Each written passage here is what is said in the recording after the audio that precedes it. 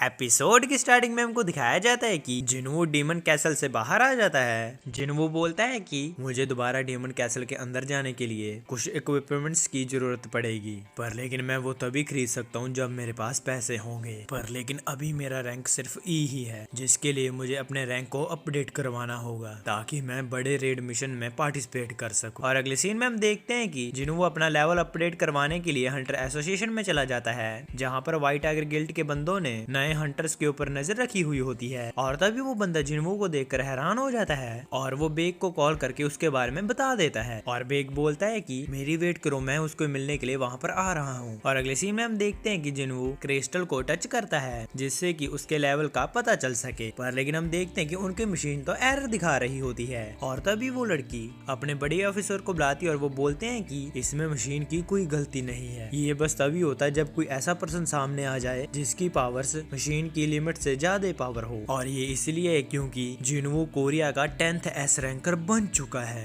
और तभी scene shoot और हम देखते हैं कि चॉय और जिनचुल बात कर रहे होते हैं और चॉय बोलता है कि मैंने उस रेड गेट इंसिडेंट के बारे में सुना था कि एक व्हाइट टाइगर गिल्ड के अंदर एक बंदा गया था जो कि उस गिल्ड का मेंबर था भी नहीं, और वो अंदर जाकर उस बॉस को भी हरा देता है। क्या तुमको उसके बारे में पता है वो कौन है? और जिनचुल बोलता है कि मैं वहाँ पर गया था, पर लेकिन मुझे उसके बारे में कुछ ज्यादा पता नहीं है क्योंकि मैं वहाँ से जल्दी वापस आ गया था। तभी उन लोगों को बिल्डिंग के अंदर से आवाजें आने लग जाती हैं और वो दोनों देखने के लिए अंदर चले जाते हैं। और हम देखते हैं कि अंदर सभी बंदे बहुत ही ज्यादा शॉक हो चुके होते हैं कि जिनवू का एस रैंक है। और तभी वहाँ पर चॉय आ जाता है और जिनवू उसको देखकर समझ जाता है कि ये बंदा बहुत ही ज्यादा स्ट्रॉन्ग है और जो फायर वाले मैजिक्स हैं ये उसको कंट्रोल कर सकता है। और हम देखते हैं कि चॉय भी ये देखकर समझ जाता है कि जिनवू को देखकर ही इतने ज्यादा शोर हो रहा था। और तभी चॉय बोलता है कि मेरा नाम चॉय जोंग इन है, मैं रिप्रेजेंटेटिव हूँ हंटर्स गिल्ड का, क्या तुमने कोई गिल्ड ज्वाइन की है? अगर तुम चाहो तो हम थोड़ी बातचीत कर सकते हैं। और जिनवू बोलता है कि माफ करना, मैं अभी थोड़ा जल्दी में हूँ। और चॉय जिनचुल से पूछता है कि है मैंने क्या उसको इंट्रोडक्शन दिया था मेरा? क्या मैंने उसको बताया था ना कि मैं हूँ कौन? और जिनचुल बोलता है कि हाँ आपने बताया था। और तभी हम देखते हैं कि बेग भी भागता हुआ वहाँ पर आ जाता है, पर लेकिन वो देखता है कि जिनवू तो वहाँ पर होता ही नहीं है। और हम देखते हैं कि चॉय को भी ये चीज पता चल जाती है कि बेग यहाँ पर क्यों आया था। और फिर बेग भी चॉय को देख लेता है और वो अपने मन में सोचता है कि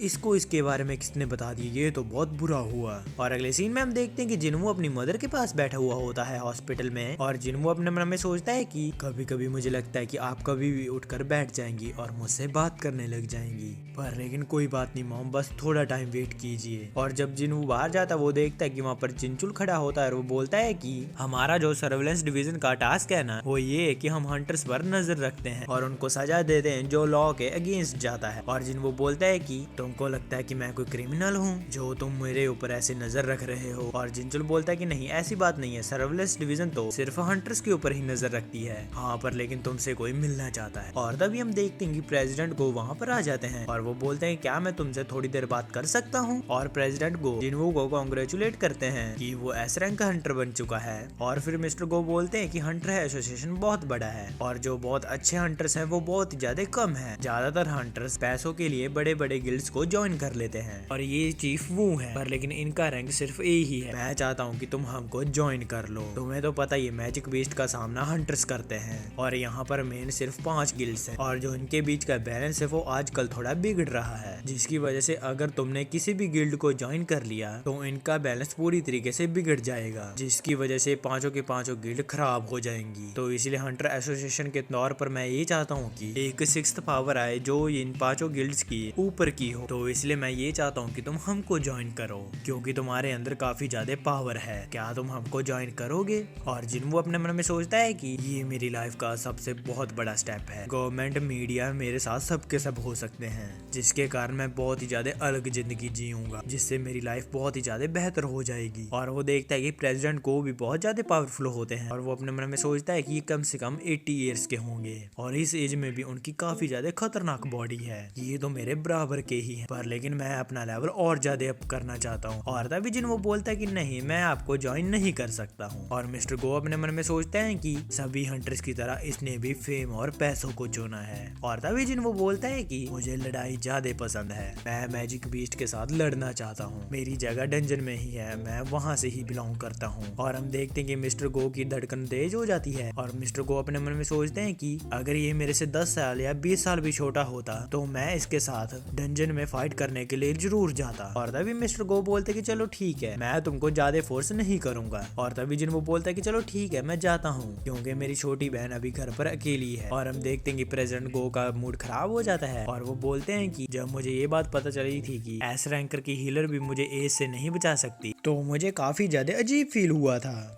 अभी के लिए मेरी सारी अपॉइंटमेंट्स कैंसिल कर दो। मैं नहीं चाहता कि मुझे अभी कोई आकर मिले और मुझे डिस्टर्ब करे। और हाँ, क्या तुम मेरे साथ ड्रिंक करोगे? और वो बोलता है कि नहीं, मैं ड्रिंक नहीं करता हूँ। और जिन्वो अपने मन में सोचता है कि मुझे अपना रैंक जल्दी से जल्दी बढ़ाना होगा। और तभी सीन शिफ्ट होता है, हम देखते हैं कि वोंग डू-सू तो बहुत जख्मी हालत में पड़ा हुआ होता है। डिप्टी डायरेक्टर बोलते हैं कि क्या संग इल्हवान मैजिक बीस्ट है या इंसान है? और वोंग डू-सू बोलता है कि आपको क्या लगता है, ऐसी पावर क्या एक इंसान के अंदर हो सकती है? और डिप्टी डायरेक्टर बोलते हैं कि चलो ठीक है, जब तुम ठीक हो जाओ तो वापिस आ जाना। और वो वहाँ से जाने लगते हैं और वोंग डू-सू बोलते हैं कि वो कहाँ पर है? और डायरेक्टर बोलते हैं कि मैंने सभी को बोल रखा है उसको ढूंढने के लिए, अगर उसने तुमको हरा दिया तो उसको पकड़ना बहुत ज्यादा मुश्किल होगा। और तभी वोंग डू-सू याद करता है कि संग इल्हवान ने उसको बोला था मेरी फैमिली को तुम अप्रोच करना छोड़ दो, और ये मैं तुम्हारे खुद के भले के लिए ही बोल रहा हूँ। ये चीज तुम जरूर याद रखना कि तुम मरने के बाद भी मुझसे नहीं बच सकते हो अगर तुमने ऐसा किया तो। और हम देखते हैं कि वोंग डू-सू को तो बहुत ज्यादा गुस्सा आ रहा होता है और वोंग डू-सू बोलता है कि उसने बोला था कि मैं मरने के बाद भी उसका पीछा नहीं छोड़ूंगा। उसकी ये बोलने की हिम्मत कैसे हो? मुझे अब आर्टिफैक्ट्स की जरूरत है। और तभी सीन शिफ्ट होता है, हम देखते हैं कि अर्जुन वो बोलता है कि आर्टिफैक्ट्स बहुत ही खतरनाक इक्विपमेंट्स होते हैं जिनको ऐसे ही नहीं बनाया जा सकता है और इनको खरीदने के लिए ऑनलाइन ऑक्शन करनी पड़ती है, जिसकी वजह से बहुत ज्यादा एक्सपेंसिव होते हैं। मुझे डीमन किंग के कैसल के अंदर जाने के लिए आर्टिफैक्ट्स की जरूरत पड़ेगी, पर लेकिन ये इतने ज्यादा एक्सपेंसिव है कि मेरे पास तो इतने पैसे ही नहीं है। मुझे लगता है कि मुझे उस रेड क्रिस्टल को बेच देना चाहिए, पर लेकिन मैं तो एक ई रैंकर हंटर हूँ। अगर किसी ने भी मेरे पास वो क्रिस्टल देख लिया तो फिर तो मेरे ऊपर सभी लोग शक करने लग जाएंगे। और मैं तो ये भी नहीं बोल सकता हूँ कि मुझे ये एक हाई लेवल डंजन से मिला है, क्योंकि हाई रैंक डंजन के अंदर जाने के लिए भी मुझे अपने लेवल को बढ़ाना पड़ेगा।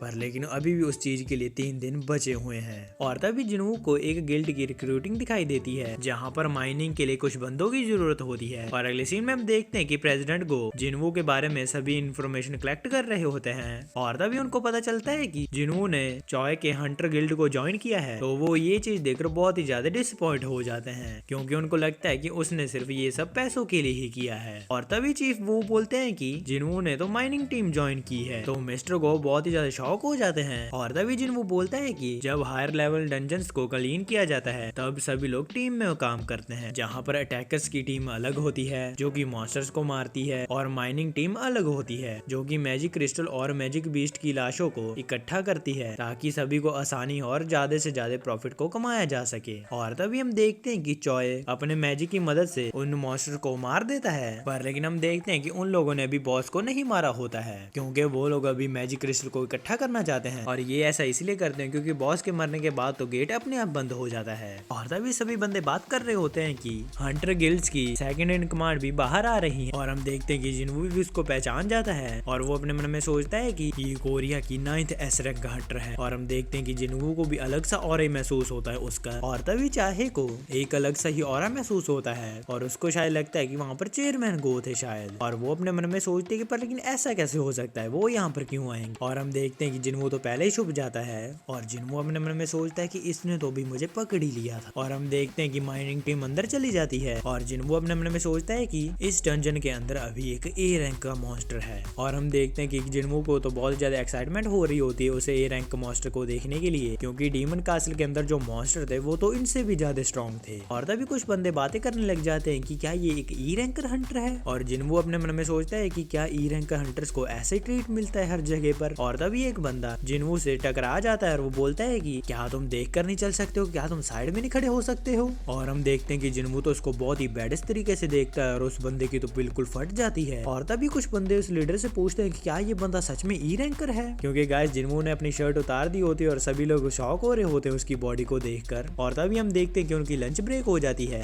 और उनका लीडर बोलता है कि जिन्वो चलो लंच कर लो। और जिन्वो बोलता है कि मैं बस यहाँ का एरिया साफ कर लूँ फिर आ जाता हूँ। और हम देखते हैं कि सभी वहाँ से चले जाते हैं और जिन्वो वहाँ पर अकेला ही होता है और वो उस मॉन्स्टर को देखने के लिए भागने लग जाता है और वो बोलता है कि ये मौका मैं कैसे अपने हाथ से जाने दे सकता हूँ। और आगे आकर उसको एक गेट मिलता है जिसके अंदर वो मॉन्स्टर होता है और जिन्वो अपने मन मन में सोच रहा होता है कि मुझे बॉस को नहीं मारना चाहिए, अगर मैंने उस बॉस को मार दिया तो ये गेट क्लोज हो जाएगा जिससे कि गिल्ड टीम को बहुत ज्यादा नुकसान होगा। पर लेकिन थोड़ा बहुत एक्सप्लोर करने में क्या ही जाता है। और तभी पीछे से चाहे आ जाती है और वो बोलते कि तुम यहाँ पर क्या कर रहे हो, और जिन्वो चुप खड़ा होता है और चाहे बोलते कि मैं तुमसे आखिरी बार पूछ रही हूँ तुम यहाँ पर क्या कर रहे हो। और इसी के साथ हमारा ये एपिसोड खत्म हो जाता है। गाइस वीडियो पसंद है तो वीडियो को लाइक और चैनल को सब्सक्राइब करके जरूर जाना, और वीडियो के नीचे कमेंट भी करते जाना कि आपको ये वीडियो कैसी लगी। गाइस आपके कमेंट पढ़कर बहुत ही ज्यादा मोटिवेशन मिलती है। अगर वीडियो नहीं भी पसंद है तो कमेंट्स में फीडबैक देते जाना ताकि मैं उसको फ्यूचर में इंप्रूव कर सकूं। वीडियो पसंद है तो वीडियो को लाइक और चैनल को सब्सक्राइब करके जरूर जाना। मैं जा रहा हूँ, आप भी अपना जरूर ध्यान रखना। मैं मिलता हूँ आपको नेक्स्ट वीडियो में। Thanks for watching.